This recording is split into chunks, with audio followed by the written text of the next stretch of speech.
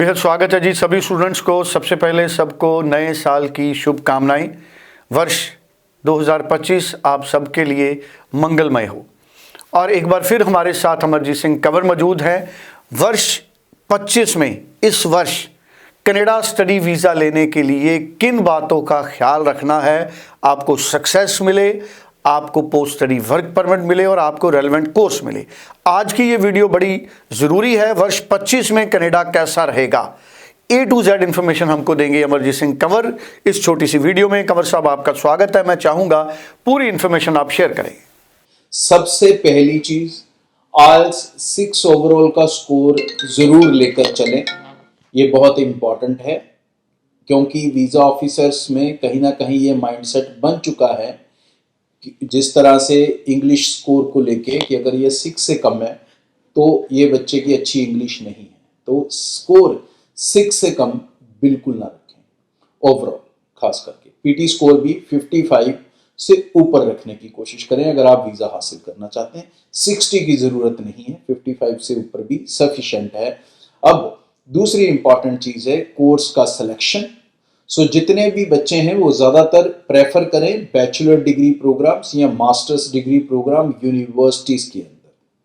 और उसमें भी जब आप सिलेक्शंस करें, अगर आप खासकर डिप्लोमा कर रहे हैं तो ये मैं चीज़ हाईलाइट करूंगा, try to do diplomas out of Ontario. एक तो वो आपके PR आसान करेगा और सेकेंडली आपको वीज़ा सक्सेस रेट भी ज़्यादा देगा क्योंकि कनाडा का जो फोकस है शुरू से वो डाइवर्सिफिकेशन के ऊपर है कि बच्चे अलग अलग जगह जाएं। जिस तरह से ओंटारियो, टोरंटो ये बदनाम हो चुके हैं या स्टूडेंट से भरे हुए हैं, उसका भी कहीं ना कहीं नेगेटिव इंप्रेशन रहता है। So try to take other locations, they will be more welcoming to you in regards to visa. तीसरी इंपॉर्टेंट चीज़, अगर आप बिना GIC के कर रहे हैं तो मेक श्योर आप फंड्स ज़रूर दिखाएं। फंड्स आप यहाँ तो बैंक लोन के रूप में दिखा सकते हैं या अपनी बैंक स्टेटमेंट में जेन्युइन ट्रांजैक्शन दिखा सकते हैं और बैंक स्टेटमेंट कम से कम 4 महीने पुरानी एम्बेसी को चाहिए। सो ये ध्यान जरूर रखना, फंड्स का 4 महीने पुराना होना ज़रूरी नहीं है लेकिन स्टेटमेंट का 4 महीने पुराना होना ज़रूरी है। तो बेहतर यही है कि आप अपने फंड्स पहले से डाल के रख लें ताकि जब आप स्टेटमेंट दें तो वो भी 4 महीने पुराने हों। That will create more trust with the visa officer कि वो आपको फाइनेंशियली साउंड गिनेगा और वीज़ा सक्सेस रेट के चांसेस ज़्यादा रहेंगे। थर्ड इंपॉर्टेंट चीज़ जिसका आपको ध्यान रखना है, that is your family income. Mother और फादर की फैमिली इनकम मिला के कम से कम उसे 10 से 12 लाख रखने की कोशिश करें क्योंकि आजकल तो रिटर्न्स वैसे भी 7 लाख तक जीरो जाती हैं, तो 14 लाख तो आप वैसे ही बना सकते हो बिना ज़्यादा खर्चा किए। So try to have a good income returns ताकि वीज़ा ऑफिसर कंफर्टेबल फील करे आपको वीज़ा देने के लिए। ये मेजर चीज़ें हैं जिसके ऊपर आपको ध्यान रखना है। डिप्लोमा प्रोग्राम्स सिर्फ और सिर्फ वही लें जो कनाडा की एम्बेसी की वेबसाइट के ऊपर है। तकरीबन 966 डिप्लोमा प्रोग्राम्स उसमें हैं और मैं क्लियरली बता दूं कि उसमें आर्ट्स और कॉमर्स वालों के लिए ऑप्शंस ना के बराबर हैं।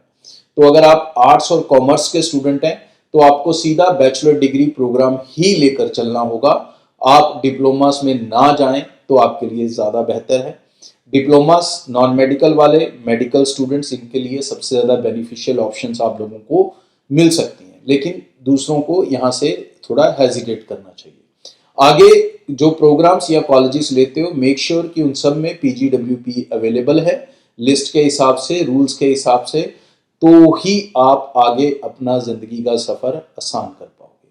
तो इन चीज़ों के ऊपर अगर आप कनाडा में ध्यान दोगे तो 2025 बिल्कुल 100% आपके फेवर में जाएगा, चाहे वो वीज़ा सक्सेस रेट को लेके हो, चाहे कम पैसे कम बजट के साथ कनाडा जाने की बात हो या फिर कनाडा के अंदर जाके अपने PR को पॉसिबल करने की बात। Thank you so much. So बड़ी इंपॉर्टेंट इन्फॉर्मेशन हमारे साथ शेयर की है अमरजीत सिंह कंवर ने।